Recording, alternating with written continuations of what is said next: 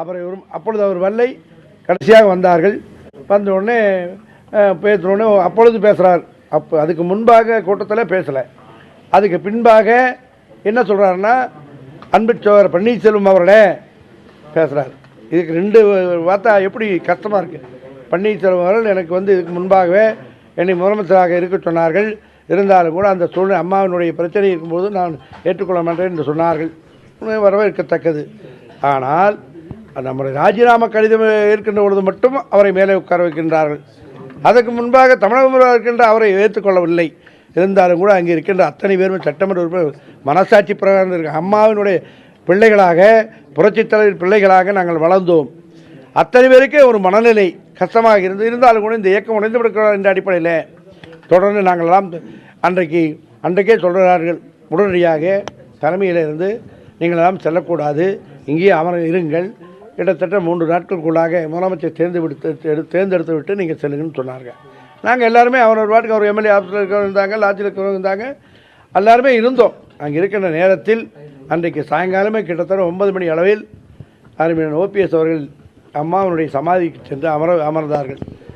Plastic ஓடுது. நாங்களெல்லாம் நான் ரூமில் இருக்கும்போது பார்க்கும்போது ஒரு 40 நிமிஷம் அவர் அமர்ந்து எழுந்திரிச்சு பேட்டி கொடுக்குறார். பேட்டி கொடுக்கின்ற நேரத்தில் எனக்கு மரியாதை கொடுக்கவில்லை. என்னை இப்படிப்பட்ட 2 மணி நேரம் டார்ச்சர் பண்ணி எனக்கு ராஜினாமா கடிதம் வாங்கினார்கள். இருந்தாலும் அதை ஏற்றுக்கொண்டு தான் வந்தேன். அங்கே சட்டமன்றத்தில் நான் முதலமைச்சராக இருந்து கொண்டிருக்கின்றேன். அவர் வர இருக்கின்ற மாண்புமிகு சின்னம்மா அவர்கள் முதலமைச்சராக வர வேண்டும் என்று சொல்லிக் கொண்டிருக்கின்றார்கள். இதையெல்லாம் என்னுடைய மனதை ஏற்றுக்கொண்டு நான் முன்னியாலுமே அம்மாவனுடைய விசுவாசியாக இருந்திருக்கின்றேன். 40 ஆண்டு காலமாக இந்த இயக்கத்தை பணியாற்றி இருக்கின்றேன். இதற்கு முன்பாக சொல்லுகின்ற நேரத்தில் அருமையன் மதுசூதனன் அவர்களைத்தான் பொதுச்சாக தேர்ந்தெடுக்க வேண்டும் அடிப்படையில் சொன்னார்கள். முதலமைச்சராக உங்களை தேர்ந்தெடுக்கின்றோம், அவரை தேர்ந்தெடுக்கலாம் என்று சொன்னார்கள். இருந்தாலும் கூட அதை அப்படிப்பட்ட நிலை இருக்கின்ற பொழுதுதான் பொதுச்சாக தேர்ந்தெடுத்தோம் என்று சொன்னார்கள். ஆனால் அந்த சொல்லுகின்ற நேரத்தில் எங்களதெல்லாம் தமிழகத்தில் இருக்கின்ற 1.5 கோடி அனைத்து இந்திய அண்ணா திராவிட முன்னேற்றங்கள் பதவி வேணுங்கிற பதவியில் இருக்கத்தான் செய்வான், பதவி வேண்டாங்க கீழக்க தொண்டன் முதல் கொண்டு ஒரு மனநிலையே ரொம்ப கஷ்டப்பட்டாங்க எல்லாருமே.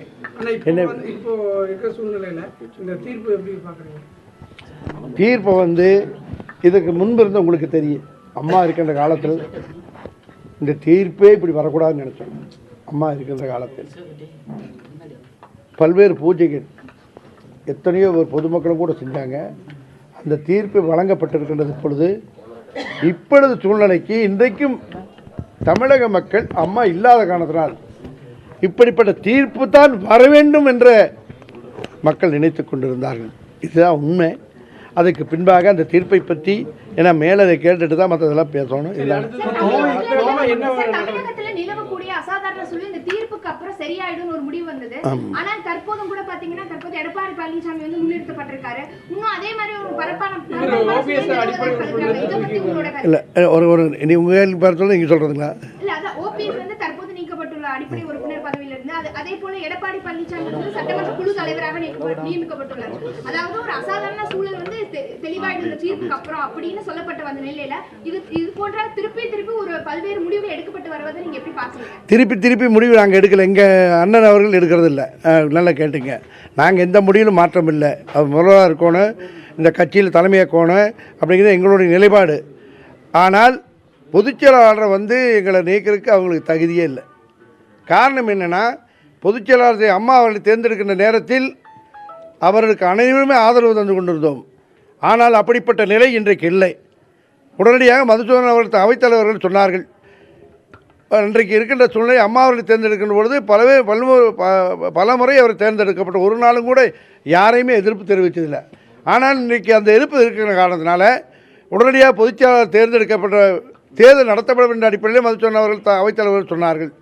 அதுக்கு அடுத்தபடி வேணும்னு கேட்டீங்க. கோவை மாவட்டத்தில் மற்ற எம்எல்ஏக்கள் நிலைப்பாடு என்ன? அவங்க ஏதாவது ஓபிஎஸ்க்கு ஆதரவு தராங்களா? இல்லை, நான் என்ன சொல்கிறேன்னா, இன்னும் அந்த பிரச்சனை சட்டமன்ற உறுப்பினரை கடத்தி கொண்டு போய் ஒரு இடத்துல வச்சு என்ன காரணம் ஆதரவு தெரிவிக்கிறாங்க. அவங்க ஆதரவு தெரிவிக்கிட்டு ஆதரவு கொடுக்க வேண்டாம்னு சொல்கிறதில்ல. நானும் ஆதரவு கொடுத்தேன். நான் என் பாட்டுக்கு வீட்டுக்கு வந்திருக்கேன், நான் போகிறேன், என்னோடய வேலையை பார்க்குறேன். அவருக்கு ஆதரவு கொடுக்க போகிறேன். ஒருத்தர் வந்தாலும் சரி 2 வந்தாலும் சரி, நான் என்னோடய நிலைப்பாட்டில் என்னென்னா கழகத்துக்காக 50 வருஷம் 40 வருஷம் உழைச்சிருக்காரு, நல்லா பணியாற்றிருக்காரு, மக்கள் எதிர்பார்க்குறாங்க, மக்களை அவங்க ஆதரிக்கிறாங்க. ஒவ்வொருத்தரையும் கன்சல்ட் பண்ணி தான் நான் இதை செஞ்சேன். திமுக வந்து இப்போ உள்ள வராங்க, அதிமுக உடையக்கூடிய சூழல் இருக்குங்களா? அதிமுக உடையக்கூடிய சூழல் இல்லை. ஆனால் இருந்தாலும் கூட இன்றைக்கி வந்து அதிகப்படியான சட்டமன்ற உறுப்பினர் உங்களுக்கே தெரியும். நான் ஒருத்தன் போனேன், மாணிக்கம் வந்தாப்புல இப்படியே ஒன்று போய் இப்போ 12 பேர் 13 பேர் வந்துடுதுன்னு நினைக்கிறேன். நிறைய பேர் எங்கூட பேசிட்டு இருக்கிறாங்க. ஆனால் யாரும் சொல்ல முடியாது. அவங்க வரும்போது கண்டிப்பாக வந்து இந்த இயக்கத்துக்கு ஆதரவு கொடுப்பாங்க. என்னென்னா இன்றைக்கி வந்து அவங்கள தேர்ந்தெடுக்க முடியாது, அவங்க தீர்ப்பு வந்து விட்டது. உடனடியாக நம்முடைய எடப்பாடி பழனிசாமியை தேர்ந்தெடுத்திருக்கின்றார்கள். ரைட், ஓகே, தேர்ந்தெடுக்கிறது தப்பில்லை. அவரை கட்சி தலைவர் தேர்ந்தெடுக்காங்க. 1 வார காலமாக அவர் பேட்டி கொடுத்தாரா? அமைச்சராக இருக்கின்றார், தொலைபேசி துண்டிக்கப்படுகிறது. அவரை ஃபோனில் தொடர்பு கொள்ளணும் இல்லையா? எல்லாத்தையும் நான் கேட்குறேன். யாரும் வந்து யாரையும் குற்றச்சாட்டு சொல்ல. ஏன்னா சக சட்டமன்ற உறுப்பினர்கள் அமைச்சர் பெருமக்கள் நான் குற்றச்சாட்டு சொல்ல தயாரில்லை. ஆனால் யாரையுமே தொடர்பு கொள்ள முடியல என்று இன்றைக்கு தமிழகத்தில் இருக்கின்ற மக்கள் அந்த சட்டமன்ற உறுப்பினரை காணவில்லை என்று உங்களுக்கெல்லாம் செய்தி தெரிந்து கொடுக்குறேன். நான் அவையில குற்றச்சாட்டு சொல்ல.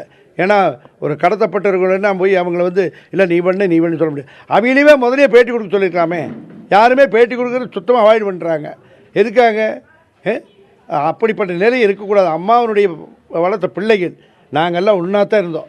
இப்போ இவங்க வந்து இப்படி பிரச்சனை கலப்பணம் போகிறது தான் இந்த பிரச்சனை நடந்திருக்கு. ஏன் இதுக்கு முன்னாடியே கொஞ்சம் எதிர்ப்பு வருது, நான் வேண்டாம் எடப்பாடியே தேர்ந்தெடுத்துலான்னு சொல்லிக்கலாமே. ஓபிஎஸ் நான் வேண்டாம்னு சொல்லிட்டு இவங்க தேர்ந்தெடுத்துக்கலாம்.